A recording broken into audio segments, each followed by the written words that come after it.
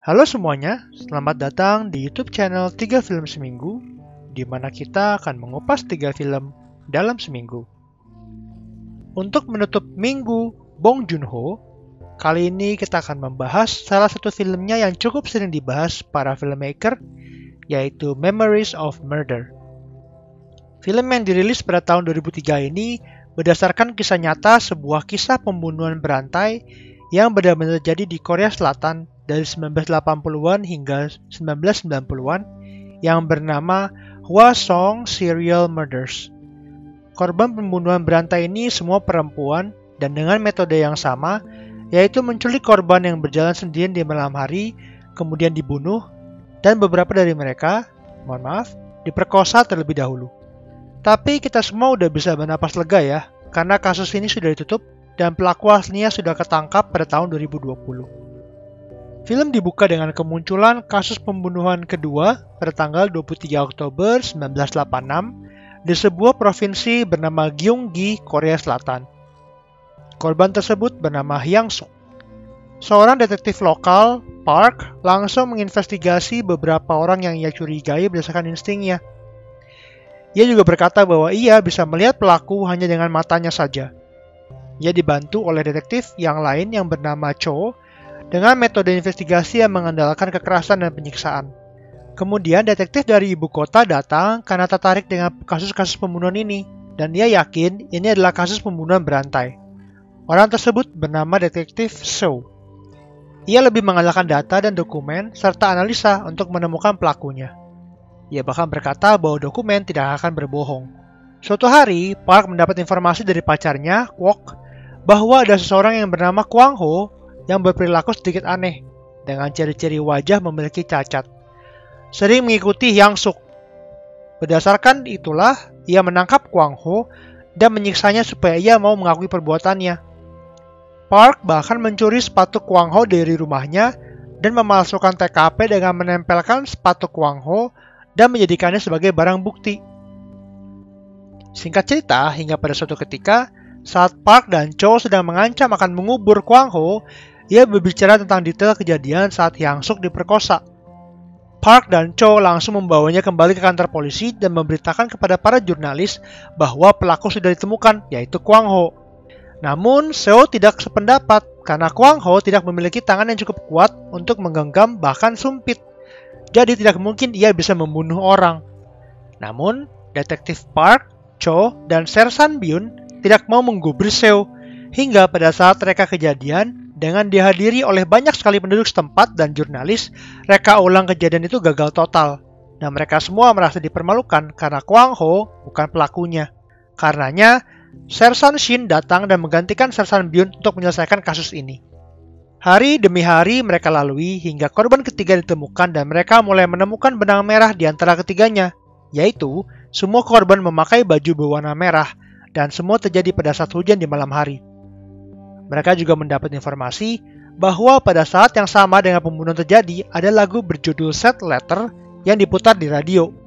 Keesokan harinya pada saat hujan di malam hari, para detektif membuat jebakan untuk pelakunya dengan menjadikan Officer Kwon sebagai umpan, mendandaninya dengan baju merah.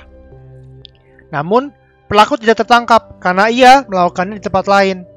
Korban keempat pun ditemukan. Pada saat itu, korban sedang berjalan untuk menjemput suaminya pulang dengan payung karena saat itu hujan. Detektif Park yang kebingungan kemudian menemui dukun untuk mencari pelakunya. Ia kembali ke TKP untuk mengambil tanah dan mencampurnya dengan sebuah cairan dari dukun itu, lalu ditumpahkan ke sebuah kertas yang katanya ketika kering bisa memunculkan wajah sang pelaku. Namun pada saat itu ada seorang yang datang secara diam-diam dan mengeluarkan pakaian dalam wanita dan, bermasturbasi di tengah hutan. Detektif Park, Cho, dan So yang bersembunyi di situ ingin menyergapnya namun gagal karena orang itu langsung lari.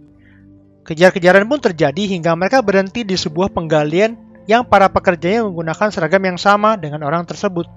Berkat mata Park yang jeli, ia berhasil menemukan orang itu dan menangkapnya. Orang itu bernama Byung Sun. Ia kemudian mendapat perlakuan yang sama seperti Kwang Ho, disiksa dan dipaksa membuat pernyataan palsu bahwa ia adalah pelakunya. Pada saat yang sama, Seo menemukan seorang wanita yang ternyata adalah korban pemerkosaan oleh pelaku yang sama, namun berhasil selamat, yang kini menyendiri akibat trauma. Menurut informasinya, pelaku memiliki tangan yang halus. Dengan informasi itulah, akhirnya Seo kembali dan mengecek tangan Byung-sun yang sangat kasar. Maka dari itulah, Byung-sun bukan pelakunya. Park yang frustrasi karena Seo mengatakan itu, kemudian mengajaknya berkelahi dan ia tidak terima akan perkataan Seo. Saat sedang berkelahi, Officer Kwon berteriak dan menyalakan radio.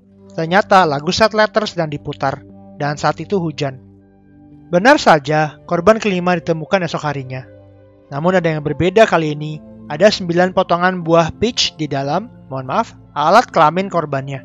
Di saat Park dan Seo sedang kebingungan, mereka mendapat informasi, alamat dan identitas orang yang selalu memesan lagu Sad Letter di radio. Orang itu bernama Park Gyun-hyo. Mereka pun langsung ke rumah orang tersebut dan tetangganya berkata bahwa Gyun-hyo sedang bekerja di sebuah pabrik saat itu. Gyun-hyo pun diinterogasi.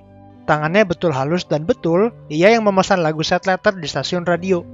Namun ia yakin bahwa bukan ia pelakunya.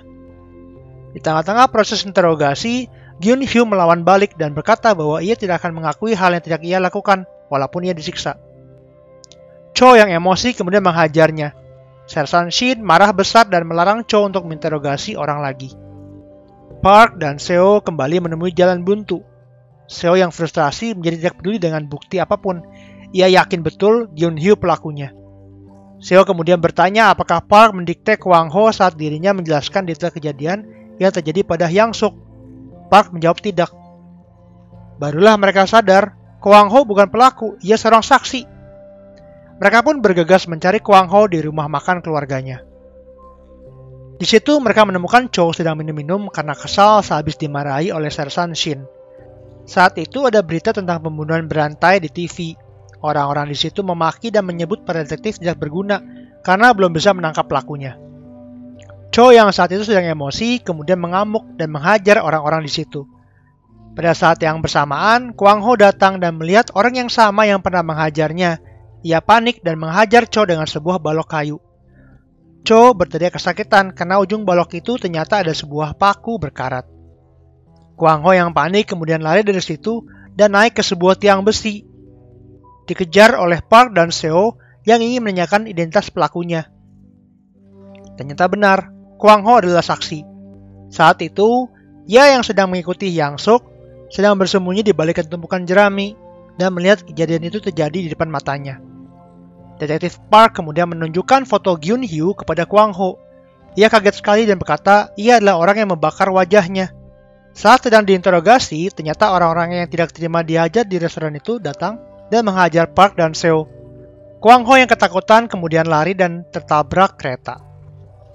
Keesokan harinya, Sersan Shin mendapat kabar bahwa ditemukan beberapa bercak, sperma di baju korban yang bisa digunakan sebagai sampel penyocokan DNA dengan Gyun-hyo jika benar ia pelakunya. Namun sampel itu terlebih dahulu harus dibawa ke Amerika Serikat untuk dites, karena pada saat itu Korea Selatan tidak memiliki teknologinya. Malam harinya, Seo yang terus mengawasi gerak-gerik Gyun-hyo sambil menunggu hasil sampel DNA, ketiduran dan kehilangan Gyun-hyo. Keesokan harinya, korban ke-6 ditemukan. Ternyata, kali ini adalah seorang siswi sekolahan yang Seo kenal. Ia pun kesal setengah mati. Ia langsung bergegas ke rumah Gyun-hyo untuk menghajarnya dan memaksanya untuk mengakui perbuatannya. Di tengah-tengah Seo akan menembak Gyun-hyo, Park datang dengan membawa hasil sampel DNA dari AS dan memberikannya kepada Seo. Seo dengan tergesa-gesa membukanya, namun hasilnya di luar dugaan. Gyun-hyo bukan pelakunya. Dengan sangat terpaksa, mereka melepas Gyun-hyo. Cerita kemudian berlanjut ke 17 tahun sesudah itu, pada tahun 2003. Park sudah beralih pekerjaan menjadi salesman sebuah produk. Di tengah-tengah pengantaran barang, ia mampir sebentar di salah satu TKP. Ia melihat ke bawah got dan dikagetkan oleh seorang anak perempuan yang berkata beberapa hari sebelumnya, ia melihat seorang pria juga melihat got itu, dan berkata ia teringat akan kejadian yang pernah ia lakukan 17 tahun lalu. Park bertanya kepada anak itu seperti apa wajahnya. Anak perempuan itu menjawab, wajahnya seperti orang biasa. Film ditutup dengan Park yang melihat ke arah kamera dengan wajah yang sangat kaget. Mari kita bahas sedikit tentang sinematografinya, lebih tepatnya tentang penggunaan lensanya yang cukup menarik. Jika kita melihat lebih jeli, ini cerita tentang perbedaan pendekatan kasus secara detektif lokal, Park, dengan detektif ibu kota, yaitu detektif Seo. Gue melihat dari awal hingga babak ketiga, gambarnya lebih jelas bokehnya. Seolah-olah ingin menggambarkan bahwa Park paling tahu daerahnya. Ia bisa mengetahui siapa pelakunya hanya dengan penglihatannya saja. Dan juga menciptakan ilusi seolah-olah daerah Gyeonggi itu kecil. Namun ketika pelaku tidak kunjung tertangkap, lensa kemudian berubah menjadi wide dan memberikan impresi bahwa Gyeonggi itu daerah yang sangat luas dan Park sangat kecil dan tidak berdaya. Dari sisi pencahayaannya, gue suka banget cara DOP-nya Hyung-koo Kim menciptakan ruang interogasi yang mengintimidasi dan penggunaan lampu-lampu bohlam murah untuk menggambarkan suasana perkampungan yang miskin, sehingga orang-orang daerah itu lebih mementingkan kehidupan mereka sendiri ketimbang bekerja sama untuk mencari pelakunya. Memories of Murder jadi salah satu film yang komplit banget menurut gue dan pantas diacungi jempol. Directingnya bagus, blocking pemainnya juga bagus banget, actionnya dapet, thrillernya ada, komedinya juga ada. Sinematografinya juga pas, nggak aneh-aneh. Mantep banget lah film ini. Worth it banget buat jadi bahan belajar, apalagi buat gue yang berkecimpung di dunia sinematografi. Sorry banget gue nggak bisa bahas aspek-aspek lainnya karena takut kepanjangan. Mungkin kalau ada kesempatan lain dan ada request pembahasan tentang film ini lagi, akan gue buat di part keduanya ya. Sekarang kita akan masuk ke sesi scoring.